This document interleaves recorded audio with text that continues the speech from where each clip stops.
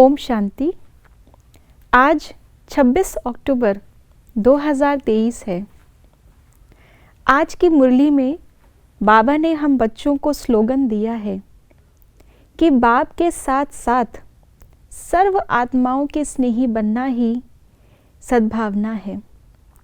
तो ऐसी सच्ची सद्भावना रखने के लिए आज बाबा अव्यक्त इशारों में हमें दो शक्तियों के बारे में बता रहे हैं, जिन शक्तियों को इस समय हमें अपने अंदर जमा करना है। तो आइए जानते हैं उन शक्तियों के बारे में आज के बाबा के अव्यक्त इशारों से। जो अपनी सूक्ष्म शक्तियों को हैंडल कर सकता है वह दूसरों को भी हैंडल कर सकता है। तो स्व के ऊपर कंट्रोलिंग पावर, रूलिंग पावर, सर्व के लिए यथार्थ हैंडलिंग पावर बन जाती है।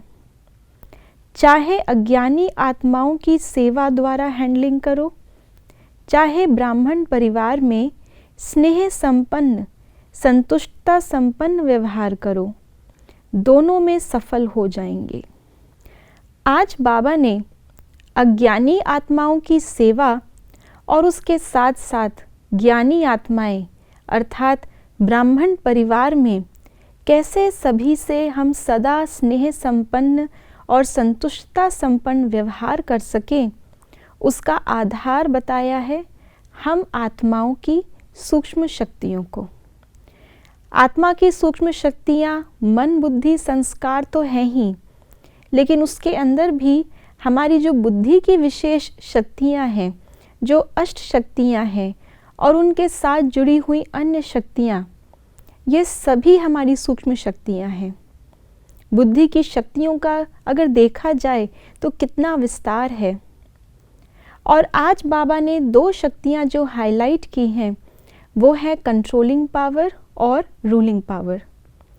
आत्मा जब अपनी इन सब सूक्ष्म शक्तियों को इस्तेमाल में लाती है तो अपने आप आत्मा के अंदर बुद्धि की कंट्रोलिंग पावर आ जाती है और फिर आत्मा रूलर बनकर रूलिंग पावर को प्रदर्शित कर सकती है।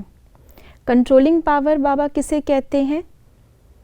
प्रकृति को नियंत्रण में रखना, अर्थात प्रकृति को अपने ऊपर हावी नहीं होने देना, इच्छाओं को अपने ऊपर हावी नहीं होने देना, हमारे अपने जो सारे पुराने स्वभाव संस्कार हैं वो हमारे ऊपर हावी ना हो पाएँ, परिस्थिति की जो हलचल है वो हमारे ऊपर हावी ना हो पाए।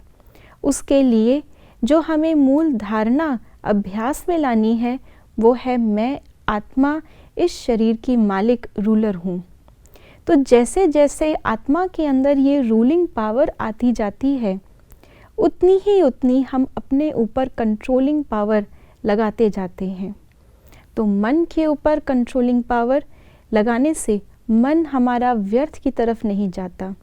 बुद्धि पर हम जब आत्मा रूलिंग पावर के साथ साथ कंट्रोलिंग पावर लगाते हैं तो बुद्धि हमारी सही समय पर सही निर्णय और सही सूक्ष्म शक्ति को कार्य में लगा सकती है।